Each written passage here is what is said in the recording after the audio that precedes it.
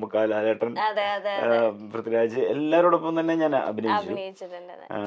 ഈ സിനിമയിൽ ഹണി റോസിനോടൊപ്പവും അഭിനയിച്ചു. നല്ല എക്സ്പീരിയൻസ് ആയിരുന്നു. ഓക്കെ എന്തായാലും ഈ സിനിമയുടെ ഭാഗമാകാൻ കഴിഞ്ഞത് ഭാഗ്യം. ഓക്കെ.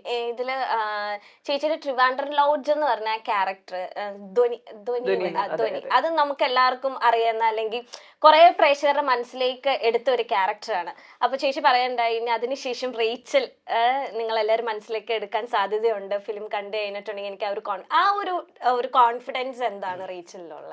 നമ്മൾ പറയില്ലേ നമ്മുടെ ലൈഫിൽ ഇപ്പൊ എനിക്ക് പ്രത്യേകിച്ചും എനിക്ക് തോന്നിയിട്ടുണ്ട്, ചില സിനിമകൾ ഇങ്ങനെ നമുക്ക് നമ്മളിലേക്ക് വന്നു ചേരുന്നതാണ്. അത് ഞാൻ തന്നെ ചെയ്യണം എന്നുള്ള ആഗ്രഹത്തിൽ ദൈവം കൊണ്ട് തരുന്നു എന്ന് തന്നെ ഞാൻ വിശ്വസിക്കുന്ന സിനിമകളാണ്. അങ്ങനെ ഒരു സിനിമയാണ് റേച്ചലും.